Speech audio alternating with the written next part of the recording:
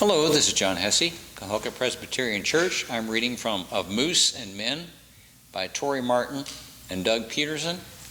I'm reading a chapter entitled Cabin Vertigo. I could not believe I found myself in this predicament again. I woke up trapped. In a previous story, I was trapped by 3 feet of snow blocking the door to the camper, but it was even worse now. I woke up frozen to the floor. This time I couldn't blame the snow or our tiny camper.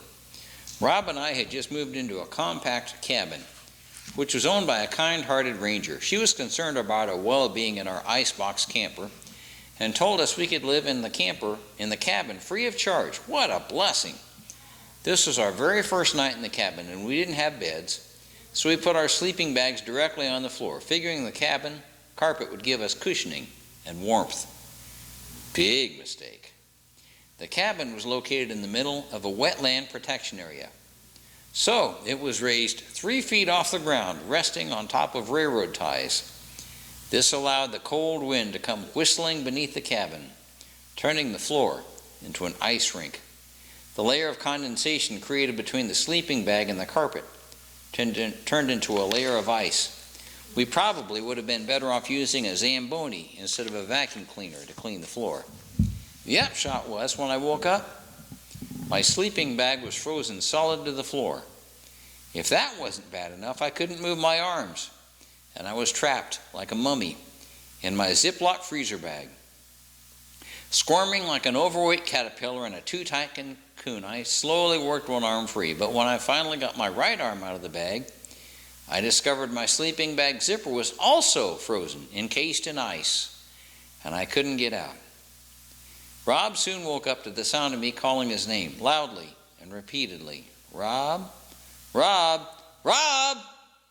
He was stretched out on the opposite side of the room, huddled close to the wall. But his sleeping bag had also frozen to the floor.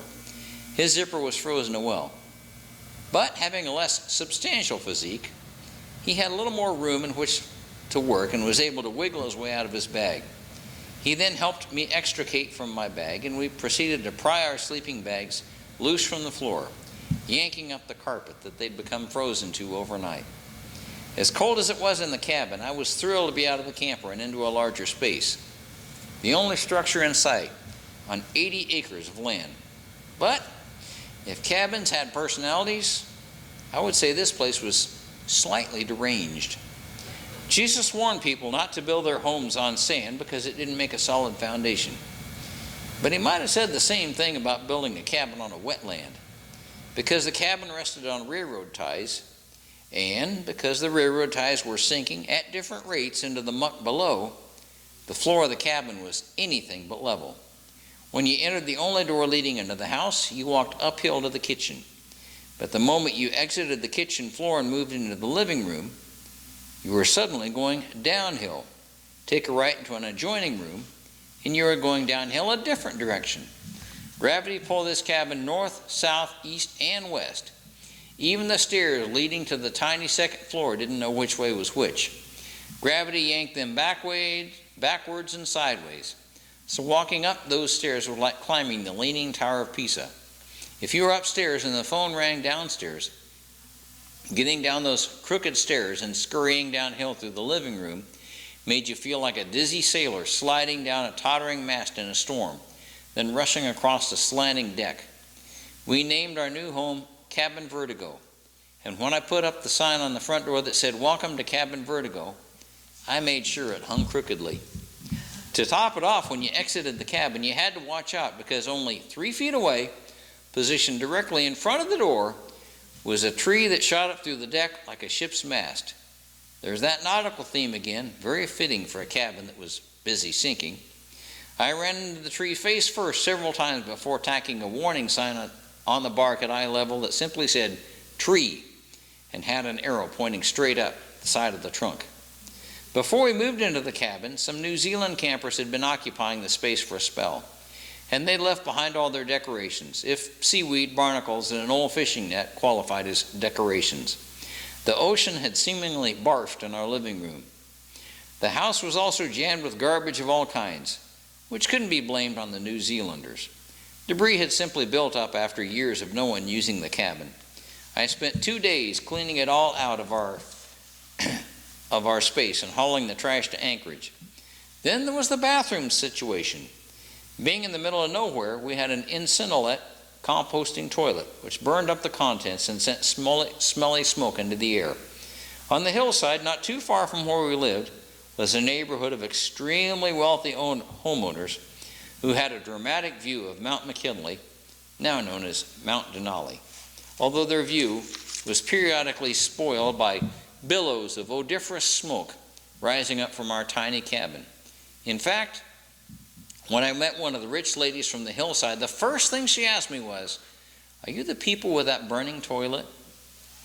Putting a more positive spin on it, I tried to think of it as a toilet and potpourri, all at once. Very pungent potpourri. Once a week we emptied the ashes in our garden, and you should have seen our cabbages. They were huge. Of course we didn't eat them, but we did use them to make homemade sauerkraut as a Christmas gift for relatives we didn't like very much. Being poorer than church mice, we made do in this crazy cabin. We found the back seat of an old Volkswagen Beetle and used that as a couch, although the seat only rose about 5 inches from the floor and we had to sit with our knees almost in our faces. Our only kitchen table was made out of cardboard and had a massive hole in one corner. It looked as if it had been clawed by an angry bear who had no table manners. One Sunday morning, I set my Bible on the table as I reached for my coat. The Bible suddenly vanished, as if the table had swallowed it in one big gulp. The good book had tumbled through the hole and smacked against the floor. "All right, that's it," I said. "Let's pray." Right then and there, I launched into a prayer about our furniture situation. "Father God, I ask you to keep us safe on the road to church and keep our hearts and hopes on you, and please give us a table. I'm not asking for the cattle on 1,000 hills, just one table with 4 legs."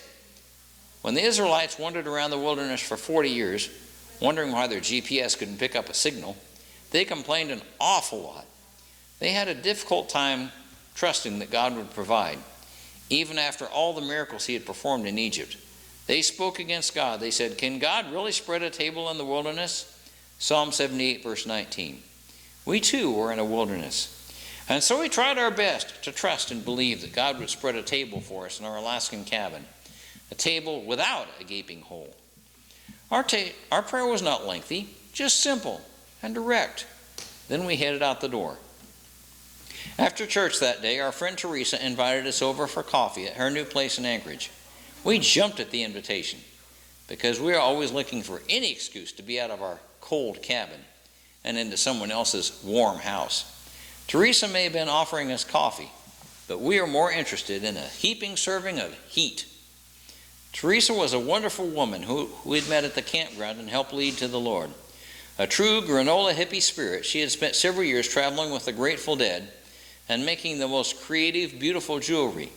Some of her jewelry was sold at the Anchorage Museum. So there we were, the 3 of us sipping coffee and thanking God for the warmth, when there came a knock on the door.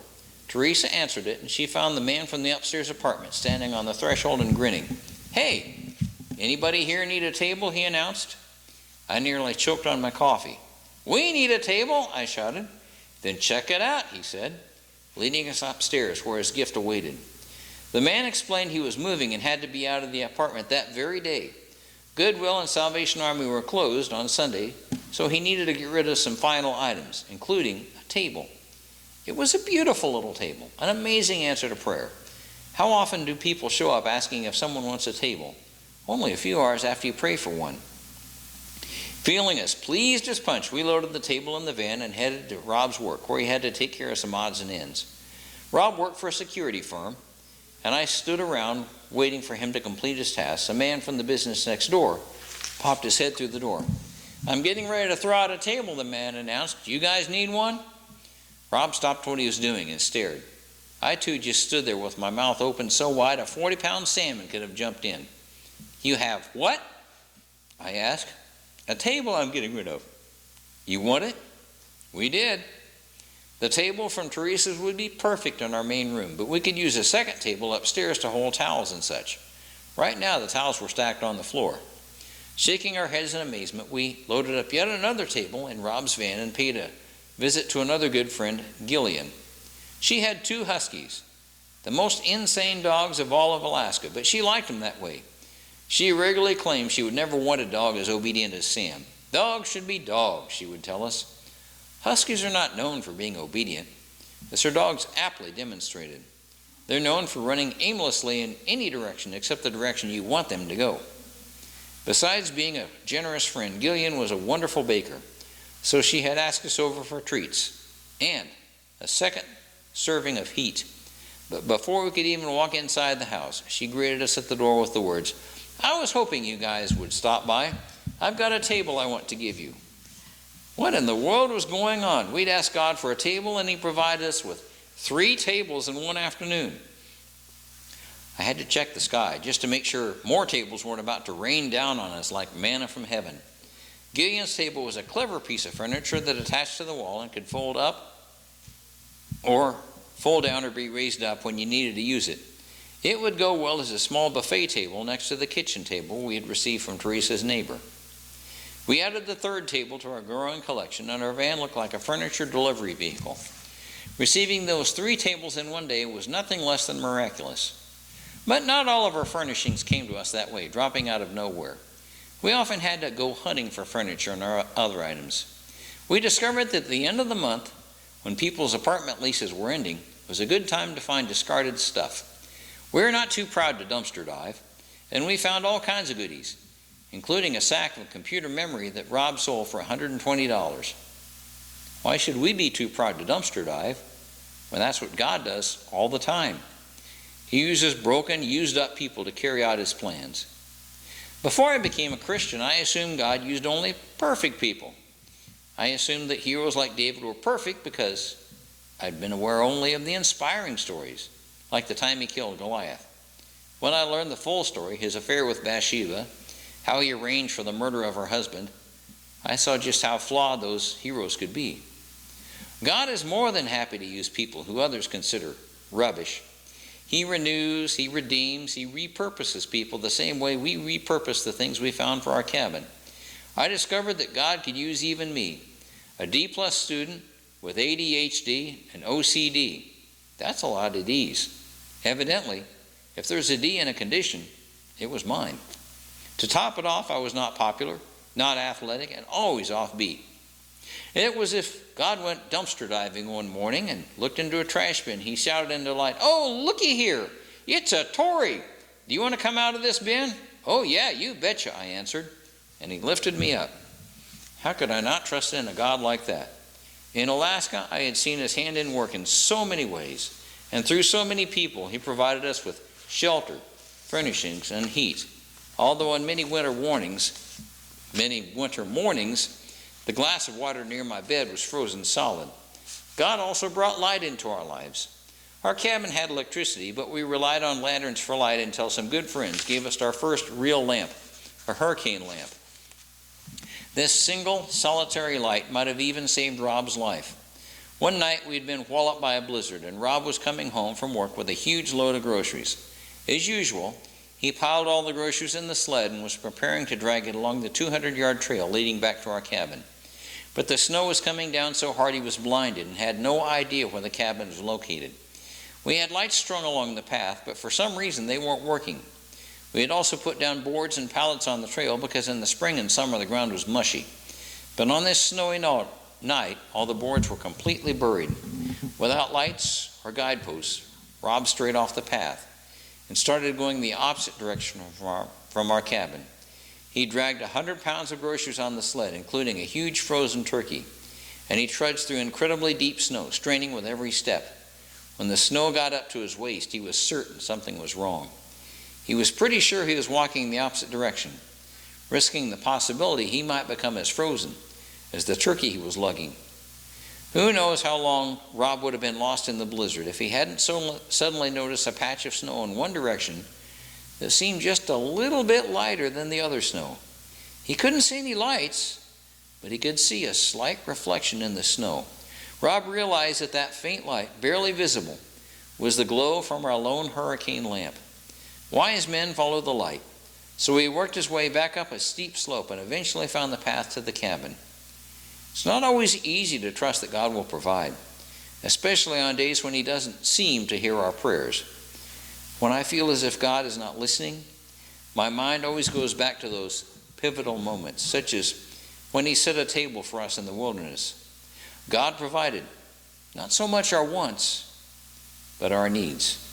Sometimes God's provision is truly miraculous, as when we receive those 3 tables in one day, but sometimes his activity is not so obvious. Trusting God can be a lot like slogging your way through a blizzard, as Rob did on that cold, snowy night. In the mad rush of daily life, seeing God's hand at work is about as easy as spotting a faint light in the middle of a blizzard. But when we do see the light, however faint, we should head that direction. Trust the source of the light. It's the only way to find your way home in a storm. And I'd like to share a verse, John 8, verse 12. Then Jesus spoke to them again, saying, I am the light of the world. He who follows me shall not walk in darkness, but have the light of light. And thank you very much. Have a good week.